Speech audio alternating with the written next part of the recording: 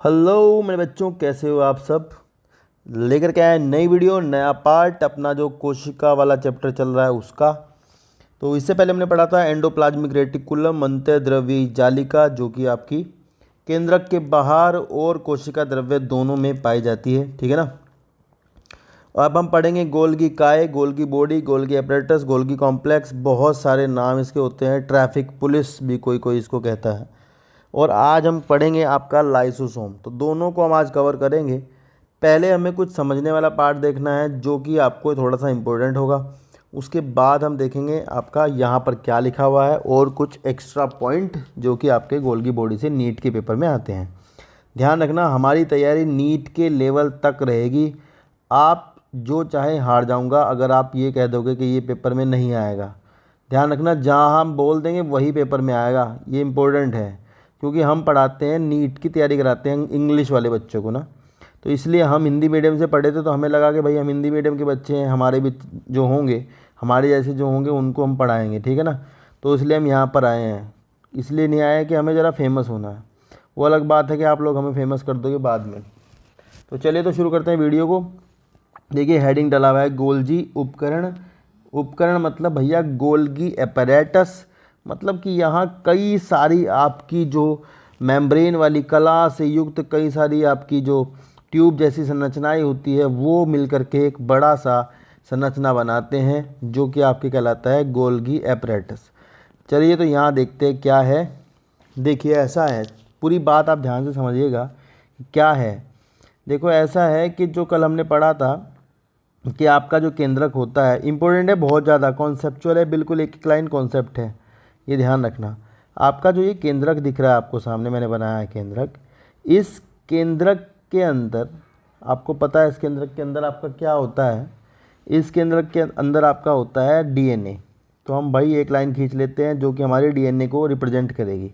ये है आपका डीएनए। थोड़ा कॉन्सेप्ट है, ज़रा समझ लोगे तो फ़ायदा रहेगा।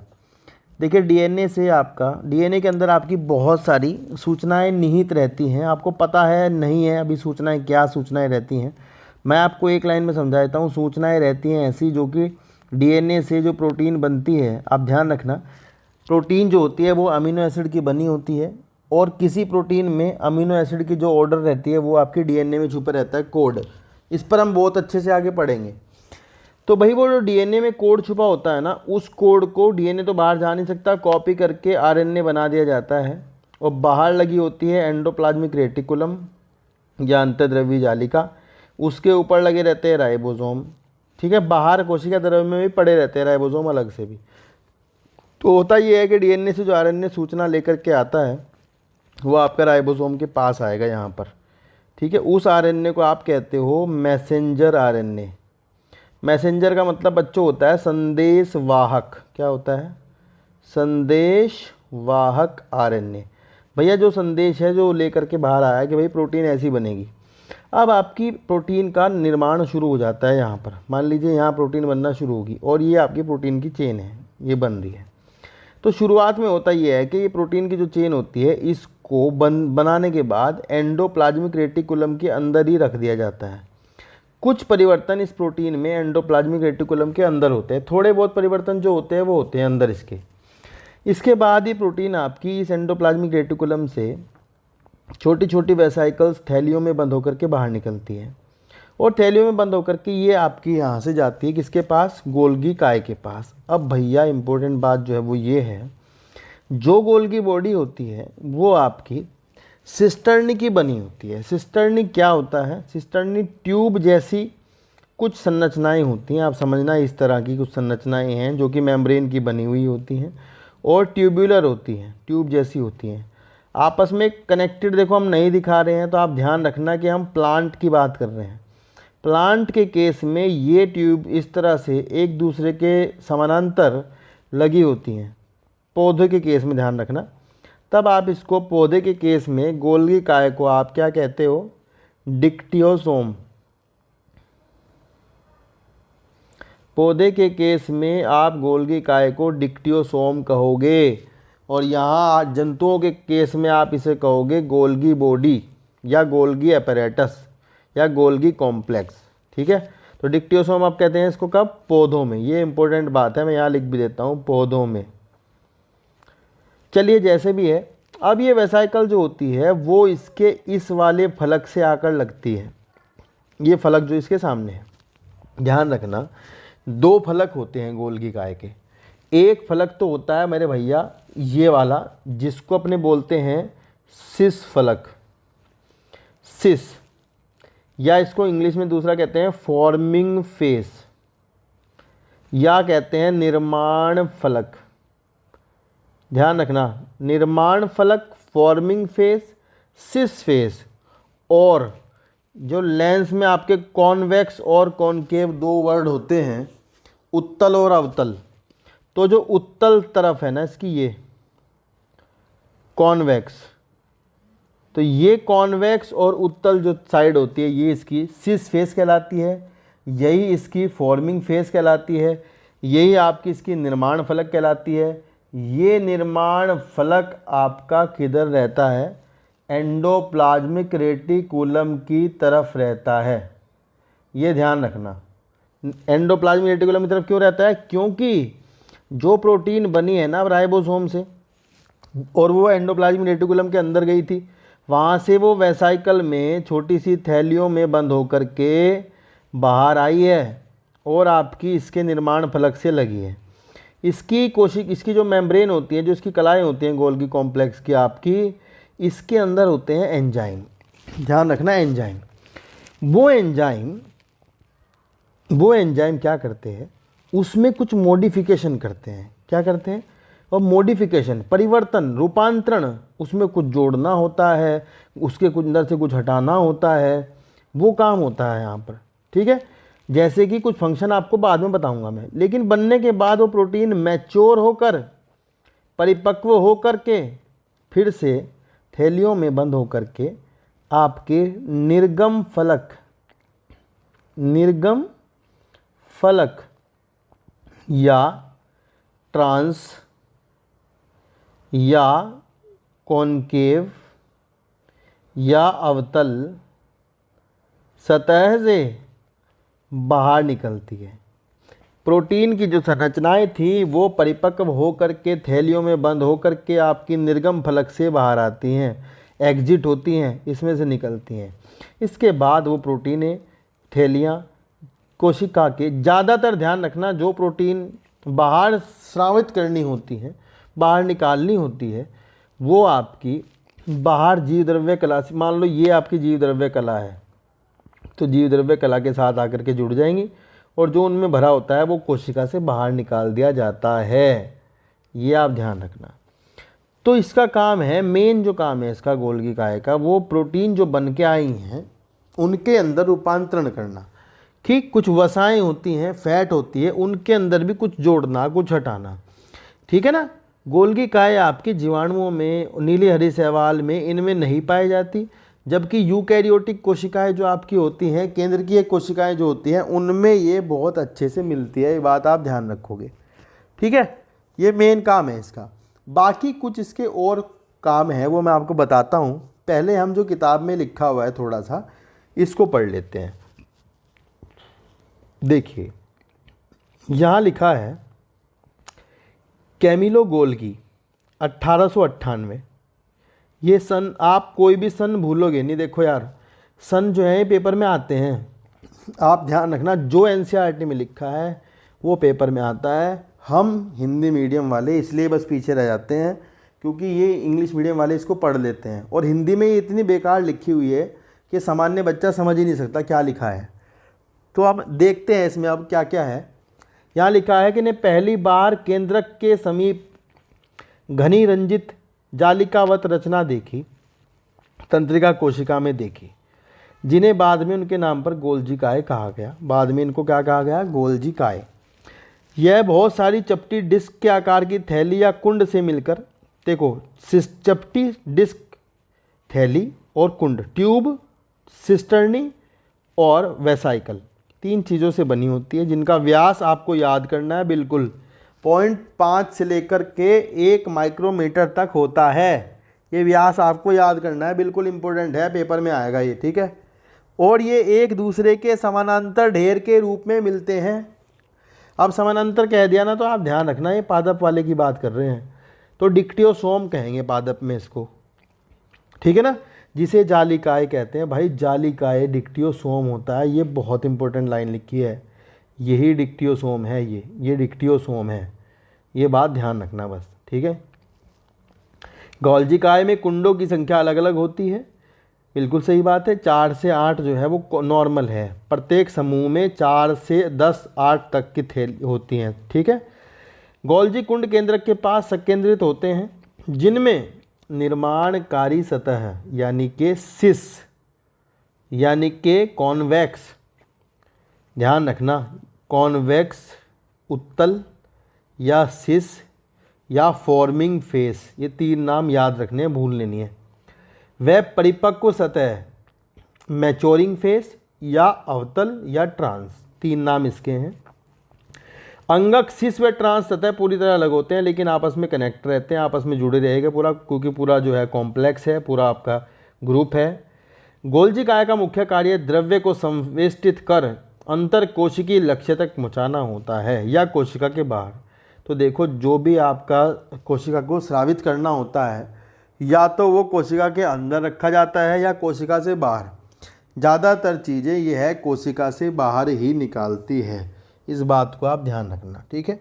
संवेष्टित द्रव अंतःप्रद्रवी जालिका से, ये जो मैंने समझाया यही आपको, क्या समझाया है, अंतःप्रद्रवी जालिका यानी एंडोप्लाज्मिक रेटिकुलम से आपकी गोल्जी काय के शीर्ष सिरे पर आती है और वहाँ से परिपक्व सतह की ओर गति करते हैं, इसलिए गोल्जी काय अंतःद्रवी जालिका से संबंधित होती है। तो बिल्कुल सही बात है भाई, क्योंकि उसे उससे बनी हुई प्रोटीनों की थैलियाँ चाहिए होती हैं, तो वो उसके पास तो होगी ही। फिर लिखा, अंतःद्रवी जालिका पर उपस्थित राइबोसोम द्वारा प्रोटीन का संश्लेषण होता है, यह हमें पता है। वो प्रोटीन जो गोल्जी काय के ट्रांस सिरे से निकलने के पूर्व इसके कुंड में रूपांतरित हो जाते हैं। तो भैया इम्पोर्टेंट जो है ना, बस सबसे इम्पोर्टेंट खास बात ना यही है, रूपांतरित। ये शब्द ये पेपर में आता है, ये इम्पोर्टेंट है बहुत ज़्यादा, कि रूपांतरण कहाँ होता है, आप ध्यान रखोगे, गोल्गी काय के अंदर होता है। आगे ध्यान रखेंगे, गोल्गी काय ग्लाइकोप्रोटीन व ग्लाइकोलिपिड का निर्माण का पूर्ण स्थल है। इस बार नीट के 2021 के पेपर में 2020 वाले में आया था, ये पेपर में 2020 का सवाल यही था, गोल्गी काय ग्लाइकोप्रोटीन एवं ग्लाइकोलिपिड बनाता है। तो भाई ये क्या है ग्लाइकोप्रोटीन ग्लाइकोलिपिड? देखिए, कलाओं में जो हमने पढ़ा था ना कि मेम्ब्रेन के अंदर कुछ प्रोटीनों के साथ आपका कार्बोहाइड्रेट लगा रहता है, तो जिन प्रोटीनों के साथ कार्बोहाइड्रेट लगा रहता है वो आपकी ग्लाइकोप्रोटीन है, और जिन लिपिड के साथ लगा रहता है वो आपके ग्लाइकोलिपिड होते हैं। तो इसके लिए 2 नाम दिए जाते हैं जो कि मैं आपको बता देता हूँ। ग्लाइकोप्रोटीन का बनना कहलाता है ग्लाइकोसाइलेशन, ग्लाइकोलिपिड का बनना कहलाता है ग्लाइकोसाइडेशन। इन 2 नाम आप याद रखोगे। पूछा जाता है ग्लाइकोसाइलेशन कहाँ होता है, पूछा जाता है ग्लाइकोसाइडेशन कहाँ होता है, तो आप ध्यान रखना ग्लाइकोसाइलेशन भी ग्लाइकोसाइडेशन भी आपका कहाँ पर होता है, गोल्गी काय के अंदर होता है। ये बात आप ध्यान रखोगे। कुछ और मुख्य इसके कार्य हैं जो मैं आपको यहाँ लिखकर बता दे रहा हूँ, आप नोट कर लेना, ठीक है, ज़रूर नोट कर लेना, पेपर में आएगा ये सब, ठीक है ना, बोर्ड में नहीं आएगा, स्कूल बोर्ड में नहीं आएगा, ठीक है। सवाल नंबर नेक्स्ट क्या है, अगर आपको कोई कहता है कि गोल्गी काय एंजाइम का स्रावण करती है, तो भाई बिल्कुल सही बात है, एंजाइम का स्रावण करेगी, ठीक है जी, क्योंकि एंजाइम प्रोटीनों के बने होते हैं और प्रोटीन एंडोप्लाज्मिक रेटिकुलम के अंदर से निकलेगी और उसके अंदर जो भी परिवर्तन होएगा वो यहाँ पर आकर होएगा और फिर परिवर्तन के बाद वो बाहर निकलेगा। दूसरा सवाल आपसे पूछा जाएगा, कोशिका पट का निर्माण, कोशिका पट का निर्माण, कोशिका पट क्या होता है, सेल प्लेट। देखो, जब आप कोशिका विभाजन वाला चैप्टर पढ़ाऊंगा ना, तो कोशिका विभाजन वाले चैप्टर में आपको बताऊंगा सेल प्लेट क्या होता है, अभी आप केवल याद रखोगे, ठीक है। अगला सवाल है, एक्रोजोम का निर्माण। एक्रोजोम 12th क्लास में मानव का जो स्पर्म होता है वो पढ़ोगे, वहाँ पढ़ोगे कि मानव के स्पर्म की जो टिप होती है आगे वाली, हिंदी में से कहते हैं अग्रपिंडक, इसका निर्माण होता है किसके द्वारा? गोल्गी काय के द्वारा इसका निर्माण होगा। ये बात आप ध्यान रखोगे, ठीक है। और इम्पोर्टेंट एक और सवाल है, लाइसोसोम का निर्माण। अभी आप लाइसोसोम पढ़ोगे तो आप समझ जाओगे कि भाई लाइसोसोम का निर्माण क्यों कह रहे हैं यहाँ पर, ठीक है ना। तो लाइसोसोम का निर्माण यहाँ से होता है, कैसे होता है ये हम समझेंगे। तो ये था गोल्गी बॉडी। इससे बाहर के सवाल आपके ना तो नीट के पेपर में आते हैं और ना आपको याद करने हैं और बहुत सारी बातें, पर आप इतना ही याद करोगे, ज़्यादा इससे ज़्यादा टेंशन लोगे नहीं, ठीक है ना। यही आपको अच्छे से याद हो जाए तो आपका बेड़ा पार है। 360 आएंगे, इस बात का ध्यान रखना। जहाँ हम बोल देंगे ना वही सवाल होगा, इस बात को इस तरह से पढ़ना। एनसीईआरटी एक थोड़ा गूढ़ ज्ञान है, आप इस ज्ञान को ऐसा अधूरा नहीं छोड़ सकते, इसके अंदर छुपा हुआ है सब कुछ ना। नेक्स्ट देखो, इन्होंने छोटा सा टॉपिक दिया है लयन काय, इन्होंने तो ज़रा सा लिख दिया है लाइसोसोम। तो एक बार इनका पढ़ लें, फिर मैं आपको समझाऊंगा कि है क्या लाइसोसोम का क्या काम होता है, किन में मिलता है, क्या करता क्या है, ये सब समझेंगे। पहले आप एक बार समझ लो यहाँ क्या लिखा है। सबसे पहले तो आप जान लीजिए कि जो लाइसोसोम है इसकी जो डिस्कवरी थी, इसकी जो खोज थी, वो आपकी डी डुवे ने करी थी।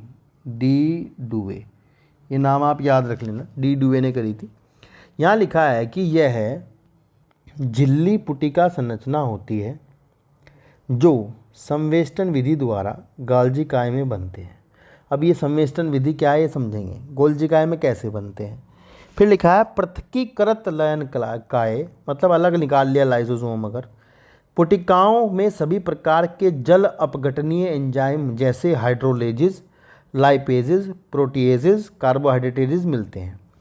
अब ये एंजाइम क्या हैं भाई, और ये जल अपघटकीय क्या मतलब है इसका मतलब जानना पड़ेगा हमें।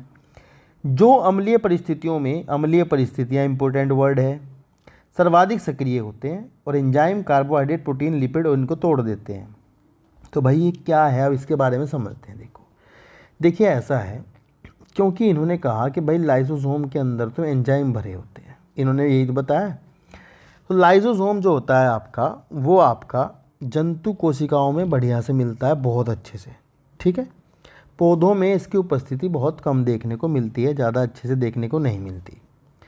यह एक झिल्ली युक्त, मतलब ये एक आपका ऐसी संरचना होता है जिस पर एक ही मेम्ब्रेन होती है। ये यहाँ पे नहीं लिखा नहीं उन्होंने, यह एक झिल्ली, यहाँ इन्हें लिखना था ऐसा, एक झिल्ली। यह दोहरी कलाओं से घिरा हुआ नहीं होता, ये एक कला से घिरा होता है। ये सवाल आता है पेपर में, कितनी कलाओं से घिरा होता है? एक कला का घिरा हुआ अंग होता है कोशिका का, ये आप ध्यान रखोगे। अब समझो क्या है मैटर। देखिए ऐसा है, मान लीजिए ये आपकी एक कोशिका है, ये आपकी कोशिका है।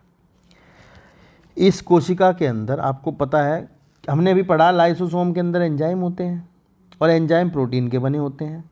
और प्रोटीन आपको अभी बताया था कि वो प्रोटीन एंडोप्लाज्मिक रेटिकुलम से थैलियों में बंद होकर के आएगी और गोल्गी काय के पास आती है। मान लो गोल्गी काय से कोई एक, मान लीजिए गोल्गी काय है, ये आपकी गोल्गी काय बना ली। मान लो इस गोल्गी काय से आपकी ये गोल्गी काय है, ठीक है ना, इससे आपकी एक थैली निकलती है ये, और जिसके अंदर भरे हैं एंजाइम। भाई एंजाइम भी कौन से बताए इन्होंने? जल अपघटनीय, हाइड्रोलाइटिक, हाइड्रोलाइटिक एंजाइम। भाई हाइड्रोलाइटिक एंजाइम क्या होते हैं? ये वो एंजाइम होते हैं जो किसी बंध को, किसी बॉन्ड को तोड़ने के लिए, जो किसी बंध को तोड़ने के लिए जल के अणु का निर्माण कर, जल के अणु को लेकर के तोड़ते हैं। ध्यान रखना, ये किसी बंध को तोड़ने के लिए जल के अणु का यूज करते हैं, जल के अणु का प्रयोग करेंगे, ठीक है ना, तब ये किसी बंध को तोड़ेंगे। ये आप ध्यान रखना, इसी को कहते हैं जल अपघटनीय एंजाइम। और भैया इन्होंने कहा अम्लीय पीएच, तो आप ध्यान रखोगे पीएच कौन सी बताई, अम्लीय, तो भैया याद रखना 4.8 पीएच। कोई अगर आपसे पूछ ले कि भाई अम्लीय पीएच कैसे हुई यहाँ पर, तो आप क्या बताओगे, आप बताओगे कि भाई इसकी कला में, किसकी कला में, लाइसोसोम की मेम्ब्रेन में पंप होते हैं, हाइड्रोजन पंप, जो मेरे बच्चों एटीपी का प्रयोग करके, एनर्जी का यूज करके एडीपी में देखो यूज हो गया, और हाइड्रोजन ज़बरदस्ती का अंदर पंप करेंगे। भाई क्यों करते हैं, अच्छा सॉरी पंप गलत जगह बना दिया मैंने, आप ध्यान रखना। ये पंप जो है आपका, ये तो कोशिका हुई ना, ये पंप आपका लाइसोसोम की दीवारों में होता है। ये यहाँ से मिटा देते हैं, वही बनाएंगे जहाँ होता है, ठीक है। ये ध्यान रखना, लाइसोसोम की दीवार के अंदर, मेम्ब्रेन के अंदर, अगर हम छोटा सा यहाँ बना के दिखाते हैं, ये लाइसोसोम है, इसकी कलाव में हाइड्रोजन पंप होते हैं, जो बाहर से एटीपी का प्रयोग करके, ऊर्जा का खर्चा करके हाइड्रोजन अंदर भरते हैं। अंदर हाइड्रोजन भरने से क्या होगा बेटे, पीएच हो जाएगी 4.8। अंदर हाइड्रोजन भरने से इसकी पीएच क्या हो जाएगी, 4.8, और तभी उसी पीएच पर वो एंजाइम काम करते हैं, ये ज़रूरी बात है। 4.8 या 5 एसिडिक पीएच पर ही हाइड्रोलेजिस या हाइड्रोलाइटिक एंजाइम या एसिड हाइड्रोलेजिस भी इन्हें कहते हैं, क्योंकि ये अम्लीय पीएच पर काम करते हैं, तो ये काम करेंगे। अब ये संरचना जो आपको छोटा सा गोला दिख रहा है ना, ये वाला, ये है प्राथमिक लाइसोसोम। प्राथमिक लाइसोसोम, भाई प्राथमिक लाइसोसोम गोल्गी काय से बन के निकला है। अब क्या करेगा ये, अब अगर आपकी कोशिका ने, ध्यान से, कोई कोशिका कुछ खाती है, भी मान लो इस कोशिका ने कुछ खाया है, खाया मतलब यहाँ से इसने एक बैक्टीरिया को निगल लिया, ठीक है, या फिर ये कोई कोशिका आपकी शरीर की रक्षा करने वाली कोशिका है, तो बैक्टीरिया निगल लिया इसने, बैक्टीरिया निगल के अंदर आ गया यहाँ, और इसके अंदर बैक्टीरिया बंद है, और ये एक संरचना बना ली, एक ये रिक्तिका टाइप की बना ली, वैक्यूल टाइप की, इसे कहते हैं फैगोसोम। हिंदी में लिख लेना चाहिए आप, कोई दिक्कत नहीं, फैगोसोम कहते हैं। फैगोसोम क्या है, जब आपकी कोशिका ने कुछ सॉलिड खाया हो, सॉलिड अंदर निगल लिया, एक मेम्ब्रेन से बंद कर लिया, बन गया फैगोसोम। भाई फैगोसोम को प्राइमरी लाइसोसोम से भिड़वा दिया जाएगा, फैगोसोम और प्राइमरी लाइसोसोम मिल जाएंगे। अगर आपके सेल ने इसी तरह कुछ लिक्विड पिया हो अंदर मान लो, तो वो लिक्विड वाली जो बनेगी संरचना वो कहलाएगी पीनोसोम। इसी तरह अगर मान लो सेल का खुद का माइटोकॉन्ड्रिया था, ये ख़राब हो गया, तो सेल इसको बंद कर लेगी ऐसे करके, और ये बन जाएगा ओटोफैगोसोम। अब ओटोफैगोसोम, पीनोसोम कुछ ही बन जाओ, सारों को सबको मिलवाया जाएगा, किससे, इससे भिड़वाया जाएगा प्राइमरी लाइसोसोम से, क्योंकि एंजाइम किसके पास हैं, प्राइमरी लाइसोसोम के पास हैं। और फिर ये इसके अंदर भरे हुए एंजाइम इसको तोड़ना शुरू करेंगे, चाहे कुछ भी आया हो। अब इस संरचना को कहते हैं द्वितीयक लाइसोसोम, द्वितीयक लयनकाय या द्वितीयक लाइसोसोम। तो द्वितीयक लाइसोसोम वो है जब वो फैगोसोम से मिल गया, जब वो पीनोसोम से मिल गया, जब वो ओटोफैगोसोम से मिल गया, तब वो द्वितीयक लाइसोसोम है। अब द्वितीयक लाइसोसोम यानी सेकेंडरी लाइसोसोम, ये आपका जो पचाना था पचा दिया, क्योंकि एंजाइम थे, तो तोड़ना था तोड़ दिया। उसके बाद जो काम की चीज़ें थी वो सेल के अंदर डाल दी, और जो कूड़ा था वो इसके अंदर ही रह गया। अब इस कूड़े वाली जो ये संरचना है, इसको कहते हैं रेजिडुअल बॉडी या तृतीयक लाइसोसोम, टर्सरी लाइसोसोम। आई समझ में बात, तृतीयक लाइसोसोम। अब ये तृतीयक लाइसोसोम क्या करेगा, ये लेगा अंदर से सामान और बाहर फेंक देगा सेल के, तो कूड़ा सेल से बाहर फेंकते जाएगा। आई समझ में बात। तो 3 तरह की संरचना होती है इसकी, प्राथमिक, द्वितीयक और तृतीयक। काम करता क्या है ये, सेल WBC वगैरह सेल होती है ना आपके अंदर, जो WBC आपकी शरीर के जो सैनिक होते हैं वो वाली सेल जो होती है वो, और आपकी सेल के अंदर अगर मान लो कुछ ख़राब हो जाए तो वो उनको ये ख़त्म करता है। कुछ लिक्विड सेल खाती है तो उसको ख़त्म करता है। मान लो अमीबा है, अमीबा तो सिंगल सेल है ना, अमीबा को कुछ खाना हो मान लो, तो अमीबा क्या खाएगा भाई, अमीबा कैसे डाइजेस्ट करेगा, तो अमीबा के अंदर लाइसोसोम होते हैं, उससे वो डाइजेस्ट करता है। ये बात आपको ध्यान रखनी है, ठीक है ना।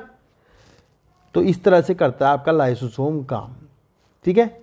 अब एक बात और, अगर कोशिका ने खाया है कुछ सॉलिड तो आप उसको कहोगे फैगोसाइटोसिस। सॉलिड खाया तो फैगोसाइटोसिस, और लिक्विड खाया तो पिनोसाइटोसिस, ठीक है जी। ये दो बात आप याद रखोगे, ठीक है। और अगर मान लीजिए कहीं किसी सेल पे कोई दिक्कत हो जाए या ये इसके एंजाइम बाहर निकल जाए, ठीक है, सेल कोई आपकी इंजर्ड हो जाए, कुछ हो जाए उसमें, तो ये आपके एक आत्मघाती थैली की तरह काम करते हैं। अगर कोशिका में ऑक्सीजन की कमी हो जाए तो भी इस कोशिका में ऑक्सीजन की कमी होने से जो इसकी खुद की कला होती है वो टूट जाती है, ठीक है। कोलेस्ट्रॉल वगैरह इसकी मेम्ब्रेन को स्टेबल करके रखते हैं, लेकिन कुछ चीज़ें ऐसी भी होती हैं जो उसकी मेम्ब्रेन को तोड़वाने में मदद करती हैं, जिनमें से एक है ऑक्सीजन की कमी होना। तो उस टाइम पर ये सुसाइडल बैग की तरह काम करते हैं, ठीक है, आत्मघाती थैली की तरह काम करते हैं। तो भाई आज की वीडियो में रहेगा लाइसोसोम तक का ही, कल हम पढ़ेंगे रसदानी और उससे आगे वाला माइटोकॉन्ड्रिया, ठीक है। तो ध्यान से पढ़ना, एक एक शब्द पढ़ना, आप मुझ पे विश्वास करना, बहुत ज़्यादा विश्वास करना, क्योंकि मैं बिलीव ही नहीं तोड़ता, बस बाकी सब कुछ कर देता हूँ। आप इम्पोर्टेंट है मेरे लिए बहुत ज़्यादा, वरना मैं ये करने ही ना आता, ठीक है ना। वरना मैं ये करने ही क्यों आता, मैं अपने घर पे रहता, आराम से मज़े करता।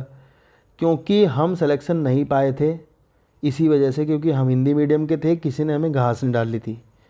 तो भैया ध्यान रखना, हम तुम्हारे लिए आए हैं, और बाकी दुनिया बनाएगी बेवकूफ़, काम की बात नहीं बताएगी, ये पढ़ लो वो पढ़ लो, ऐप पे आ जाओ नोट्स दे दूंगा, ये कर दूंगा। भैया नोट्स वोट्स कुछ नहीं होते, यही किताब सिलेक्शन दिलाएगी, ये मोस्ट इम्पोर्टेंट बात है, ठीक है ना।